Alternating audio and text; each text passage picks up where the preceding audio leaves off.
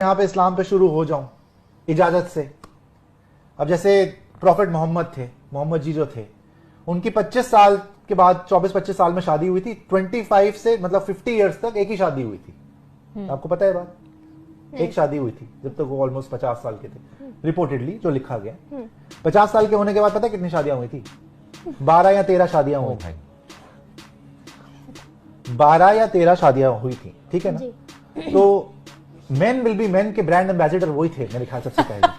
کیونکہ دیکھیں اسلام اتنی تیزی سے پھر پھیلا بھی اس لیے، آپ باقی سب بھول جائیے پیسفل ریلیجن اور اتنا سارا، لیکن جو یہ ایک بیسکلی مین ول بی مین والا جو اسٹریٹجی سب سے پہلے انہوں نے نکالی تھی، لالچ اتنا تھا کہ یہاں آئے 4 شادیاں کریں، انجوائے کریں. آپ سمجھ رہے ہیں؟ اس لیے اتنی تیزی سے پھیلا.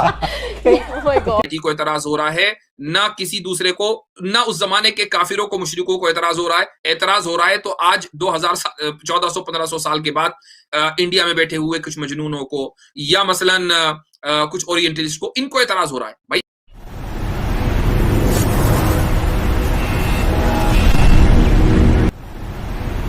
نبی کریم صلی اللہ علیہ وسلم کے پاس جو اختیار تھا، اگر آپ صلی اللہ علیہ وسلم کو نکاح کرنے کے اسی طرح شوق، عورتوں کے خدا نخواستہ وہ شوقین ہوتے تو آپ کنواریوں سے نکاح کرتے رہتے، اور 11 پہ نہیں 1100 کرتے رہتے، کوئی مسئلہ ہی نہیں تھا، کوئی روک ٹوک کرنے والا نہیں تھا.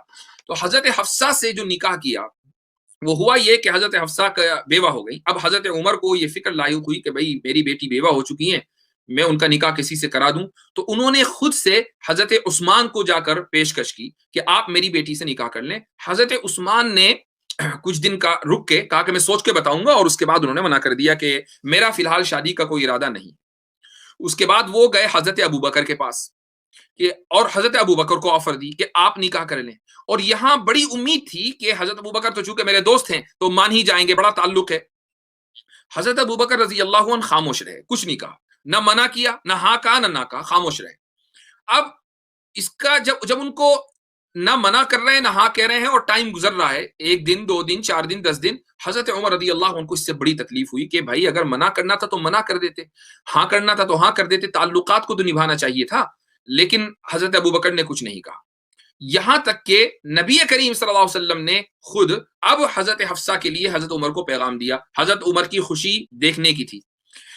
تو یہاں پر ان تمام نکاحوں میں نہ باپ کو اعتراض ہو رہا ہے، نہ سوسائٹی کو اعتراض ہو رہا ہے، نہ کسی دوسرے کو، نہ اس زمانے کے کافروں کو، مشرکوں کو اعتراض ہو رہا ہے. اعتراض ہو رہا ہے تو آج 1400-1500 سال کے بعد انڈیا میں بیٹھے ہوئے کچھ مجنونوں کو یا مثلاً کچھ اورینٹلسٹ کو، ان کو اعتراض ہو رہا ہے. بھائی آپ نہ 3 میں نہ 13 میں، تو آپ کا یعنی مطلب بنتا ہی نہیں.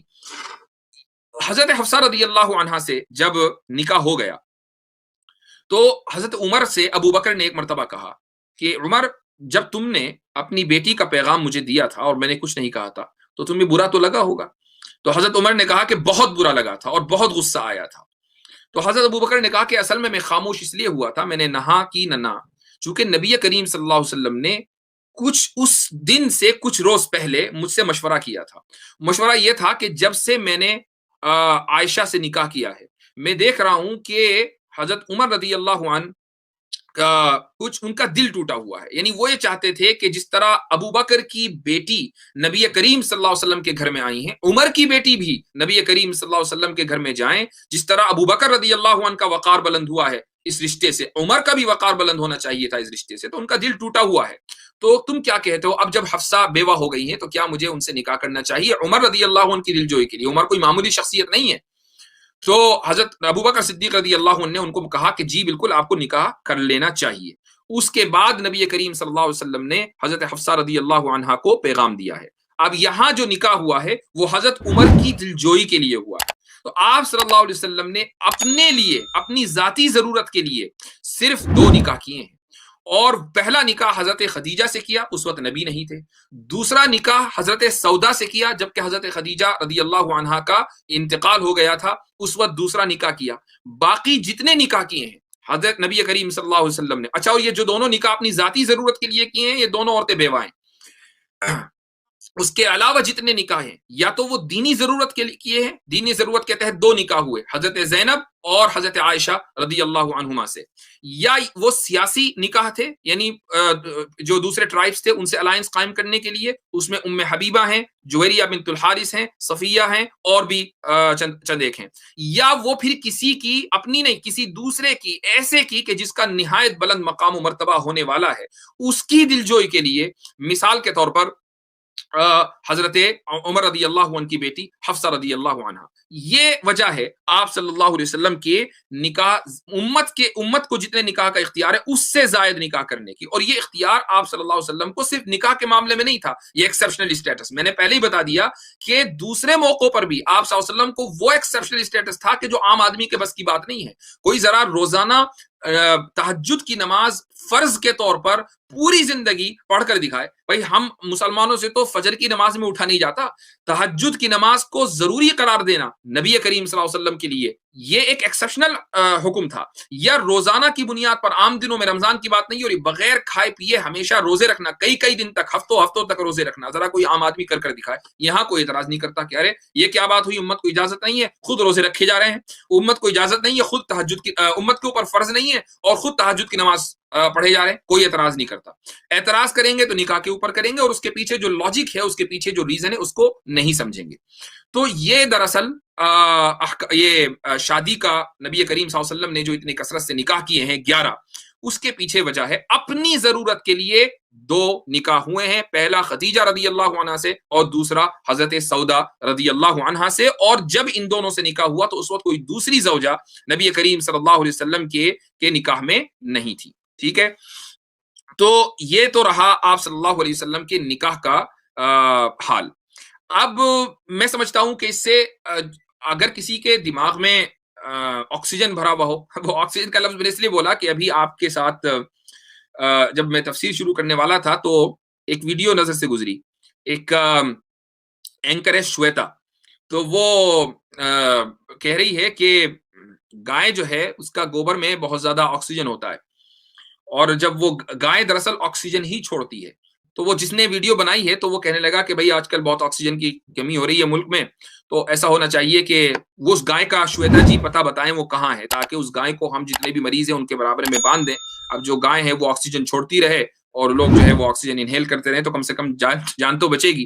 तो इसलिए मैंने कहा कि जिन लोगों के जहन में ऑक्सीजन होता है श्वेता जी वाला, अब उनको आप कितना ही समझा दें वो नहीं समझने वाले, चूंकि ऑक्सीजन है। लेकिन अगर आप उस ऑक्सीजन को निकाल दें और आप इसको इस हैसियत से देखें कि भाई मुझे एक चीज सीखनी है, एक लॉजिक, अगर आप जरूरी नहीं कि एक्सेप्ट करें, आपको अगर इसके ऊपर एतराज है आप एतराज कीजिए, लेकिन ये कि अपने दिमाग के दरवाजे बंद ना करें कि कोई अच्छी बात अंदर आ ना जाए किसी तरह, तो अच्छी बात को आने दें, जहन खोलकर इसको सुने कि नबी करीम सल्लल्लाहु अलैहि वसल्लम के निकाहों के पीछे क्या मसलहत थी और क्या हिकमत थी। जिस तरह मैंने बताया कि एक head of the state above the law होता है, उसके पीछे एक वैल्यूएबल, एक रीजनेबल उसके पीछे हिकमत है, तो वरना तो वो कोर्ट कचहरी के चक्कर ही काटता रहेगा।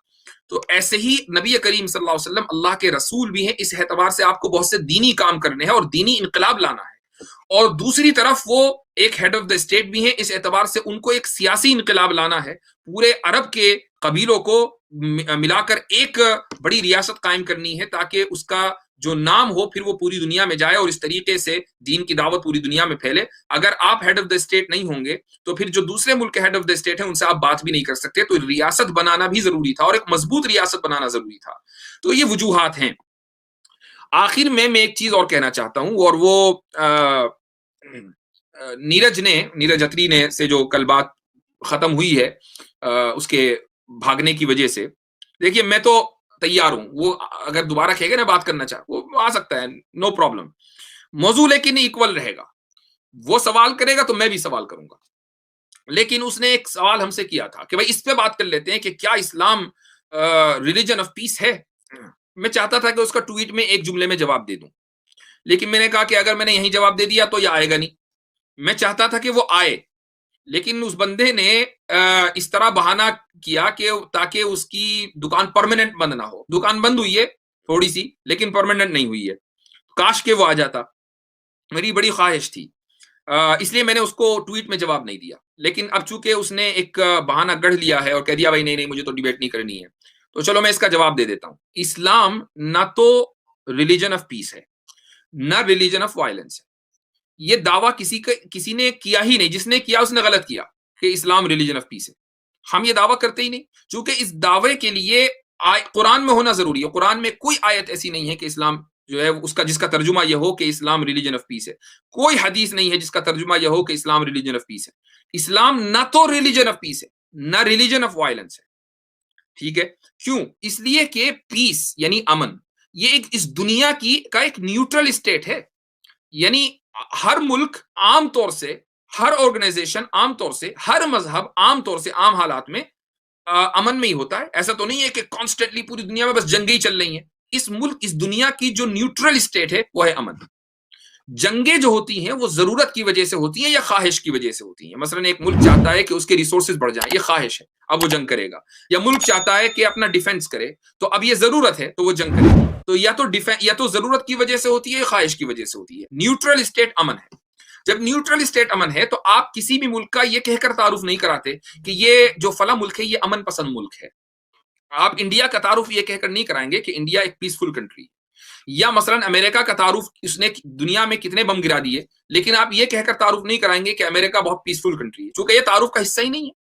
آپ یہ کہیں گے کہ بھئی امریکہ کا یا انڈیا کا رقبہ اتنا ہے, اتنے اسکوائر کلومیٹر میں, ہزار یا لاکھ اسکوائر کلومیٹر میں ہے, اسکوائر مائل میں ہے, اتنی اس کی پاپولیشن ہے, اتنی اس میں ریسز ہیں, اتنی اس میں لینگویجز بولی جاتی ہیں وغیرہ وغیرہ, یہ اکانومی ہے, یہ جی ڈی پی ہے, فلاں ڈھکا, یہ سب آپ بولیں گے. تو آپ جا کر اس ملک کا آپ انٹروڈکشن کرائیں گے, لیکن یہ نہیں کہیں گے کہ یہ ملک پیسفل ہے, چونکہ پیس ایک نیوٹرل اسٹیٹ ہے. ایسے ہی اسلام کا جو تعارف ہوگا وہ یہ نہیں ہوگا کہ اسلام ایک پیسفل ریلیجن ہے یا وہ وائلنٹ ہے, چونکہ اس میں نہ تو وائلنس ہے نہ اس کے اندر پیس ہے. وائلنس اختیار کیا جاتا ہے, اس لیے کیا جاتا ہے کہ سامنے والے کے ایول کو کنٹین کیا جا سکے. اگر آپ قانون کو دیکھ لیجئے, بھائی کسی بھی ملک میں اگر لا اینڈ آرڈر ہو تو قانون مثلا کسی آدمی کو جیل میں بند کرنا, یہ بھی ایک طرح کا وائلنس ہے. یا مثلا اس کو سولی کے اوپر لٹکا دینا, اس سے بڑھ کر اور کیا وائلنس ہوگا. یہ ساری چیزیں جو ہیں یہ بھی تو وائلنس ہیں, لیکن آپ اس کو بالکل صحیح سمجھتے ہیں. کیوں؟ اس لیے کہ اگر یہ قانون نہ ہو تو اس طرح تو جرم بڑھ جائے, جو ایول ہے وہ معاشرے کے اندر بڑھ جائے اور معاشرہ کبھی بھی صحیح نہ ہو پائے. تو ایول کو ختم کرنے کے لیے آپ کو وائلنس اختیار کرنا پڑتا ہے قانون بنانے کے لیے, اور یہ وائلنس برا نہیں ہے. ایسے ہی ایول کو ختم کرنے کے لیے اسلام کو, نبی کریم صلی اللہ علیہ وسلم کو اور آپ صلی اللہ علیہ وسلم کے بعد مسلمانوں کو جنگیں کرنا پڑیں. یہ جو جنگیں کرنا پڑیں, یہ جنگیں ساری ایول کو کنٹین کرنے کے لیے تھیں.